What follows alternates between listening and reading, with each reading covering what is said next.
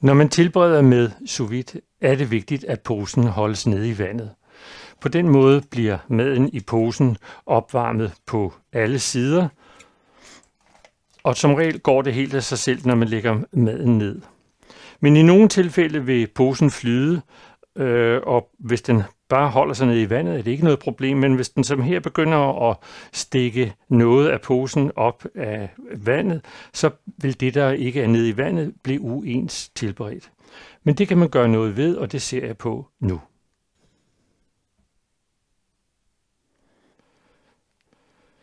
Posen kan flyde af flere grunde.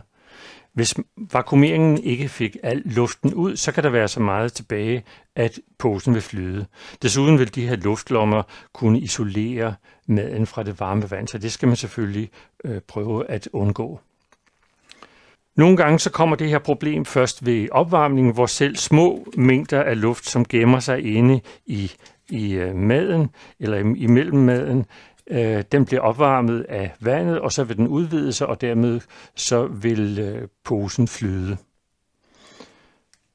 Det kan også være, at madvaren er så let, at den af sig selv vil flyde. Der er ikke vægt nok til at trække den ned i vandet. Det gælder typisk for spinat, som jeg laver meget af, eller måske også spidskål i nogle tilfælde. Hvis man lægger den ned, så vil den lægge sig op oven i vandet, især hvis den lige kan komme til her, så vil den bare lægge sig oven på vandet, og det går jo selvfølgelig ikke. Endelig er der nogle madvarer, som afgiver gasser under opvarmning, så posen fyldes med luft, og det gælder især majs, synes jeg, at den kan puste sig meget op under opvarmning. En ting, man skal lægge mærke til, det er, at hvis en pose med kød får store luftlommer efter opvarmning, så kan det skyldes udvikling af bakterier. Hvis man er sikker på, at den har været tæt vakuumeret fra starten, men der alligevel kommer meget luft i typisk en langvarig tilberedning, så skal man lugte til indholdet, når posen åbnes, og hvis det lugter grimt eller surt, så kan det skyldes en voldsom bakterieudvikling, og så må man kassere maden.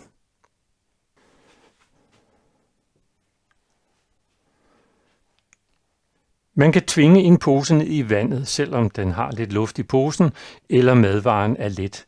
Og det kan man gøre ved at gøre posen tungere. Man kan fx købe nogle silikonebelagte vægte, som dem her, som er ret tunge, og så er der en silikonbelægning, som gør, at den er nem at holde ren. Den kommer man ned i posen sammen med madvaren, og det vil så gøre, at den vil trække posen ned i vandet. Man kan også simpelthen bruge nogle tunge metalredskaber, som her nogle skeer. Skeer er gode, fordi de ikke er spidse, så de ikke punkterer posen, og den kan man også vakuumere med, og de vil så også trække posen ned i vandet.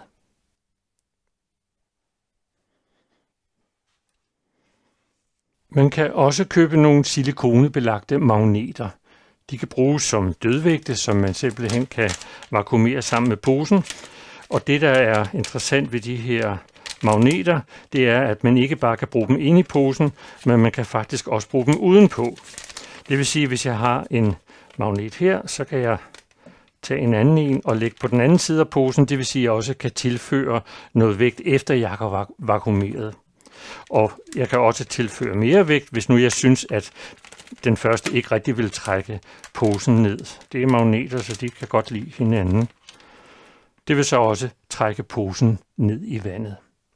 Hvis man har et metalkar eller en gryde med magnetisk materiale, så kan man også sætte magneterne fast der, men det kræver jo også, at man kan få hånden ned i vandet, og tit er det jo varmt.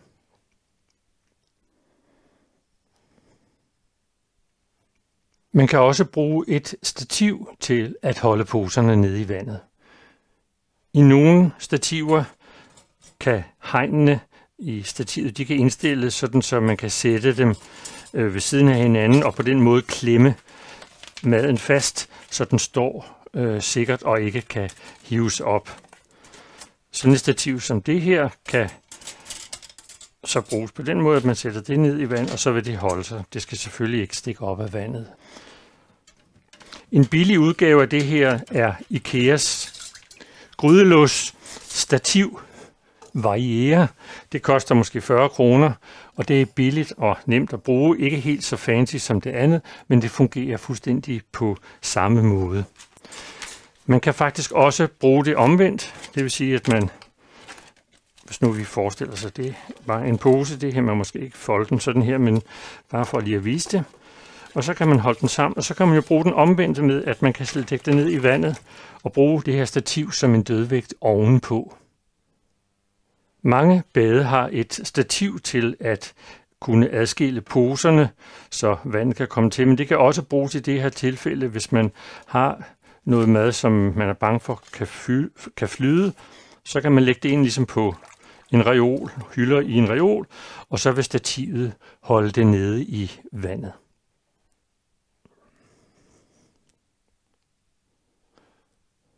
Der er mange flere tips og tricks på sous-vide20.dk, hvor du også kan finde gratis opskrifter og test af udstyr.